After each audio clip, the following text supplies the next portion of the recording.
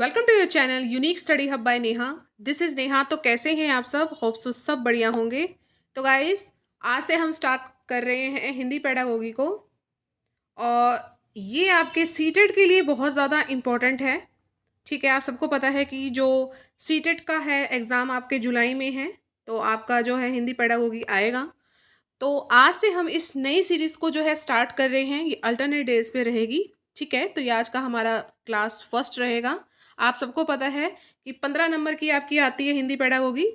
तो आप जो है मेरे साथ बने रहिए। आपकी जो कंसेप्ट है मैं बहुत अच्छे से क्लियर करूँगी।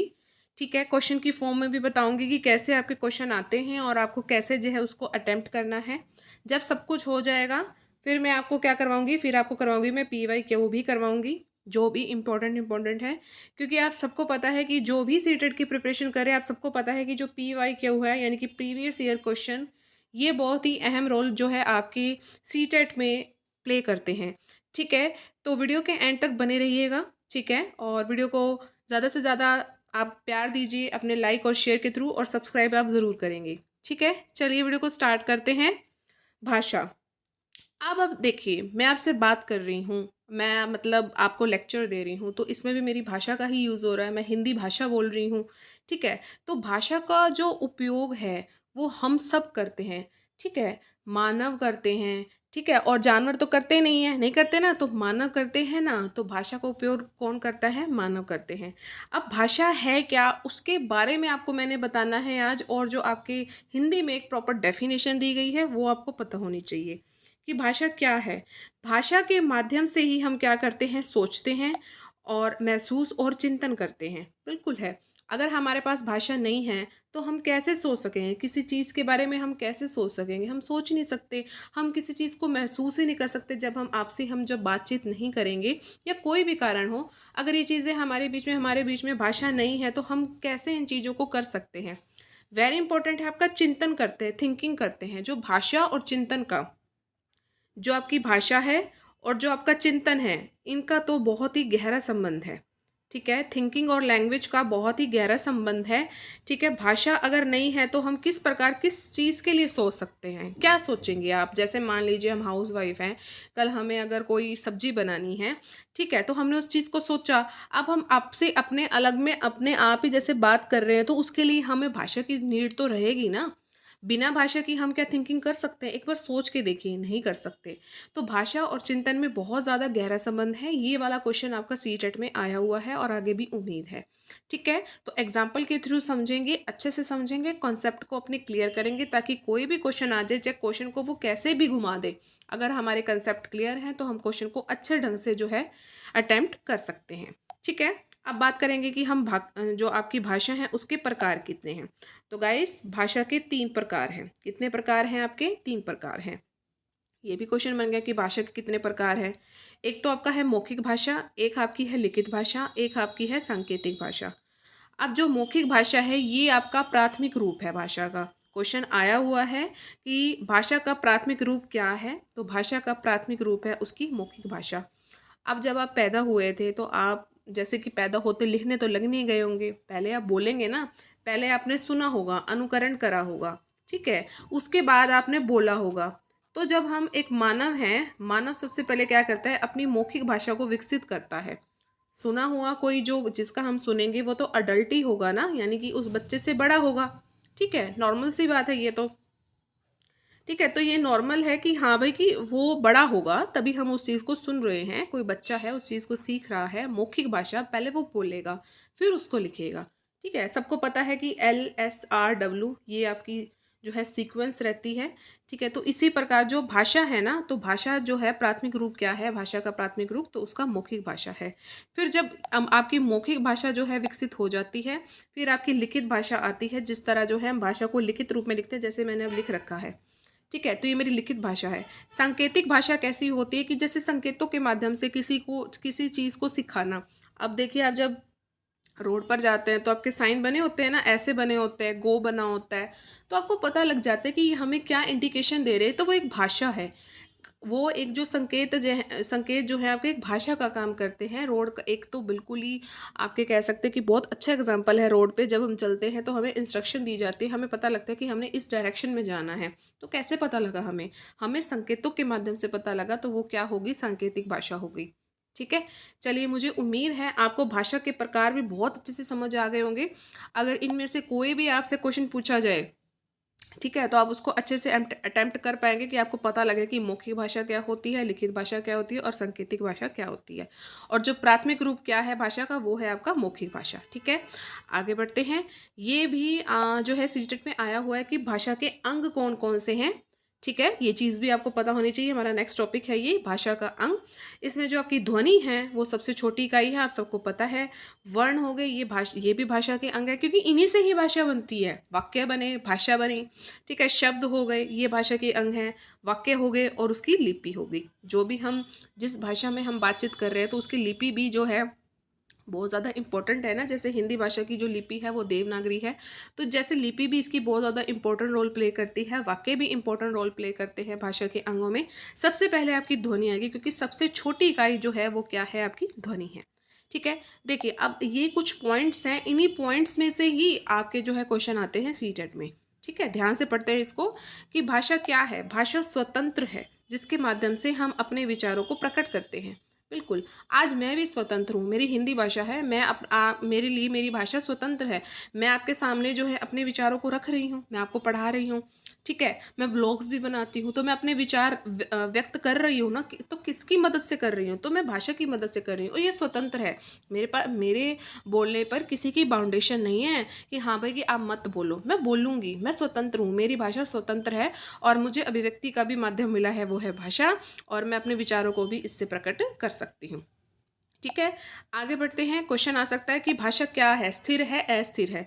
बिल्कुल, भाषा अस्थिर है, जिसमें हमेशा बदलाव होता रहता है। समय समय पर आपकी भाषा में भी बदलाव होता रहता है। आप कहेंगे कैसे होता है, देखिए हाउस वाइफ है, घर पे रहती हैं, तो उनकी भाषा कुछ और होती है। ठीक है, फिर वर्किंग वूमेन भी होती हैं, वो मतलब वो घर आके अपना काम भी तो करती हैं ना, और जहाँ पर वर्क करती है वहाँ पे कुछ और उनकी भाषा होती है। जब वो घर पर होती है तो और उनकी भाषा होती है। अब देखिए, घर वाली लैंग्वेज को हम वर्किंग वूमेन, बाहर जाके वो वाली लैंग्वेज हम नहीं बोल सकते जो हम अपने पति बच्चों के साथ बोलते हैं। आप समझ रहे होंगे इस बात को कि जो भाषा है वो अस्थिर है। बाहर की जो आपकी प्रोफेशनल लाइफ होगी उसको आप घर पे नहीं लाएंगे। ठीक है, तो यही है, हम कई बार हमें कमेंट सुनने को मिल भी जाता है, जो आपकी प्रोफेशनल लाइफ है और आपकी जो घर वाली लाइफ है उसको आप बिल्कुल भी मिक्स मत करें। बाहर का काम बाहर निपटा करें। ये क्या है कि भाषा अस्थिर है। ठीक है, अब ये नहीं है ना, ये बेस्ट एग्जांपल है कि घर वाली लैंग्वेज को हम बाहर नहीं बोल सकते और बाहर वाली लैंग्वेज को हम घर नहीं बोल सकते, क्योंकि वो हमारी फैमिली है। ठीक है, तो भाषा अस्थिर है, जिसमें हमेशा आपका बदलाव होता रहता है।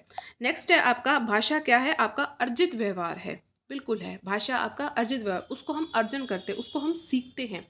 देखिए, जो हमारी मातृभाषा है उससे हमें सीखने की ज़रूरत नहीं पड़ती, क्योंकि उसको हम अनुकरण के द्वारा मतलब हम अपने अपने आप ही सीख जाते हैं। जैसे छोटा बच्चा है, मेरी 4 साल की गुड़िया है, तो मैंने उसमें बहुत देखा है, जो जो भी मैंने जब भी मैंने सीटेट क्लियर किए हैं, तो मतलब वो बहुत छोटी थी, तो मैं उस चीज़ को महसूस कर पा रही थी कि हाँ, जो मैं पढ़ रही हूँ वो प्रैक्टिकली मैं उस चीज़ पर उसको देख रही हूँ कि जो अपनी उसकी जो मातृभाषा है, जैसे हिंदी मातृभाषा हमारी, वो उसको सीख गई है, वो बहुत अच्छे से सीख गई है। अब जब उसको सेकंड लैंग्वेज यानी कि मैं उसको इंग्लिश सिखा रही हूँ, उसको मैं डेली के वोकैब करवाती हूँ और इंग्लिश सेंटेंसेस भी देती हूँ, तो मैं देख रही हूँ कि वो उस चीज़ को सीख रही है, उसको अर्जित कर रही है। ठीक है, तो भाषा क्या है, आपका अर्जित व्यवहार है। जब दूसरी लैंग्वेज की बात आती है तो हम उसको अर्जित करते हैं, वैसे मातृभाषा को भी हम सीखते ही हैं, अनुकरण द्वारा हम उसे सीखते हैं। ठीक है, नेक्स्ट है, भाषा शिक्षण एक प्रकार से अन्य विषयों की कक्षाओं में भी मौजूद रहता है। बिल्कुल है, भाषा अगर नहीं होगी तो आप एक विषय पढ़ लेंगे तो आप क्या अन्य विषय भी भाषा की मदद से ही पढ़ पाएंगे। जैसे मान लीजिए कि मैथ में अगर हम जो भाषा यूज़ करते हैं, और अगर आप जैसे साइंस के स्टूडेंट हैं तो मैथ का जो रोल प्ले है वो आपकी फिजिक्स में भी होता है। ठीक है, अगर आपकी मैथ की जो भाषा है फिजिक्स में यूज़ हो गई है तो ये यूज़ हो नहीं गया है। तो भाषा शिक्षण क्या है कि अन्य विषयों की कक्षाओं में भी मौजूद रहता है। ठीक है, एक जो आपका सब्जेक्ट है वो अन्य विषयों पे भी आपकी पकड़ मजबूत करता है, ये काम है भाषा का। आगे बढ़ते हैं। नेक्स्ट है आपका कि भाषा शिक्षा की अवधारणा क्या है। एक तो आपकी मौन अवधि है, एक आपकी चुनौतीपूर्ण अवधि है, एक बोधगम्य निवेश है। ठीक है। तो मौन अवधि क्या होती है कि मौन अवधि ये होती है कि जब हम चुपचाप किसी चीज़ को पढ़ रहे होते हैं। बेस्ट एग्जाम्पल लाइब्रेरी में, ठीक है, लाइब्रेरी बिल्कुल चुपचाप पढ़ रहे होते हैं हम। चुनौतीपूर्ण आपको कोई चुनौती दे दे, आपका जो लेवल है, जैसे मान लीजिए मैं आपको, जैसे हम क्लास में 30 बच्चों के बीच में बैठे हैं और मैंने उनको बोला कि तुम टीचर बनोगे, ठीक है, आप आज मेरी कुर्सी पर बैठोगे और आज आप पढ़ाओगे, ठीक है। एक बच्चा जो है उसमें से, एक बच्चा जो उसका मॉनिटर है, उसको मैंने कहा कि बच्चे उठ और मैं तेरे को एक टास्क दे रही हूँ, तूने आज मेरी जगह पढ़ाना है। उसको मैंने चुनौतीपूर्ण दिया, वो स्टूडेंट है लेकिन उसका एक लेवल मैंने अप कर दिया। लेवल क्या किया मैंने, उसको अप कर दिया। अप करने से उसको क्या मिल गई, उसको चुनौती मिल गई। उसको मैंने चैलेंज दिया कि तू मेरी जगह आ बैठ और मुझे मतलब हम सबको पढ़ा, ठीक है। तो एक ये चुनौतीपूर्ण क्या होगी, एक अवधि होगी। बोधगम्य जो आपका निवेश क्या होता है कि जो भी हम सीख रहे हैं उसमें निवेश करना है, ठीक है। चलिए आगे बढ़ते हैं। बच्चे की स्कूल की भाषा और घर की भाषा में समरूपता होनी चाहिए, ठीक है, बिल्कुल होनी चाहिए। जो घर की भाषा में बच्चा बोलता है, घर की भाषा बोलता है, और स्कूल की भाषा में भी उसकी समरूपता बिल्कुल होनी चाहिए। कि मेरी छोटी सी गुड़िया 4 साल की है, तो जो आज वो घर पे बोलती है, एक्टिव है वो, जो आज घर पे बोलती है वही अपनी मैम के साथ भी वो प्रोनाउंस करके वैसे का सेम बोलती है।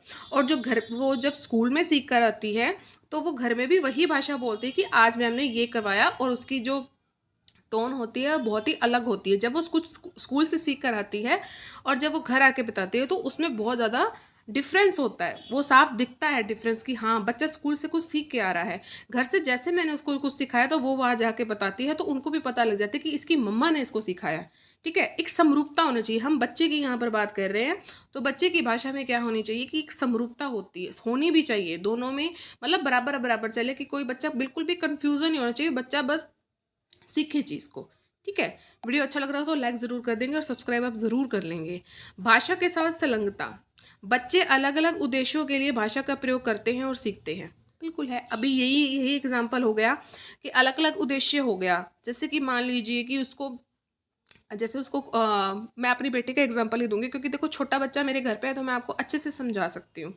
जब उसको अपनी ड्रेस लेनी होती है तो वो और लैंग्वेज में बात करती है अपने पापा के साथ, ठीक है। वो सीख रही है, उसने मुझे देखा कि भाई मैं अपने मेरे हस्बैंड से मैं कैसे बात करती हूँ, तो वो भी मुझे देख के सीख रही है कि हाँ मुझे कैसे पापा से बात करनी है अगर मुझे कोई चीज़ लेनी है तो, ठीक है। भाषा का वो उपयोग कर रही है, उसने मुझसे पहले सीखा, फिर उसका उसका अब उसने प्रयोग किया और अलग अलग उद्देश्य है। मान लीजिए अब उसने कपड़ों की बात करी है, कल को उसने कोई चॉकलेट लेनी है तो उसका रवैया भी चेंज हो जाएगा। अलग अलग उद्देश्य हुए हैं ना, और उसका प्रयोग भी अलग हो जाएगा। उसने सीखा, ठीक है, दूसरे बच्चों को देखा और सीखा, फिर उसका प्रयोग भी करा और उद्देश्य उसका बदल गया, ठीक है।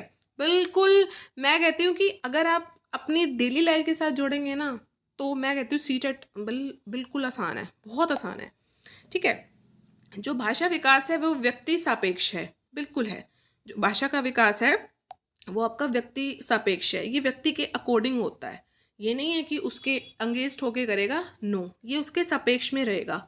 जो आपका मानव है उसके सापेक्ष में रहेगा, ठीक है। चलिए आज सिर्फ हम इतना ही करते हैं।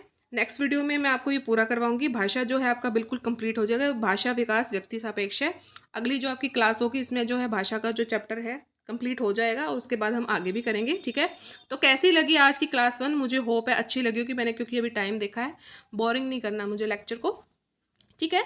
मुझे उम्मीद है कि आपको आज की वीडियो बहुत अच्छी लगी होगी। अगर अच्छी लगी है तो प्लीज़ चैनल को लाइक कीजिए, शेयर कीजिए और सब्सक्राइब ज़रूर कीजिए। सब्सक्राइब का जो रेड बटन है उसको ज़रूर प्रेस कीजिए और ऑल पर आपने ज़रूर क्लिक करना है, ताकि मेरे चैनल पर जितने भी वीडियोस डलें उसकी नोटिफिकेशन आपको टाइम टू टाइम मिलती रहे। आप सबको पता है कि मैंने चैनल पर क्लास 6 की NCERT स्टार्ट की हुई है। हिस्ट्री में आपको करवा रही हूँ, 2 लेक्चर हो चुके हैं, तो कल की डेट में आपको जो है 2 लेक्चर और मिल जाएंगे हिस्ट्री के। और सिविक्स का कल मैं आपको 1 लेक्चर दे दूँगी। और अभी मैं थकी हुई हूँ, मैं अभी कहीं से आई थी, तो ये जो आपकी नेक्स्ट क्लास होगी ना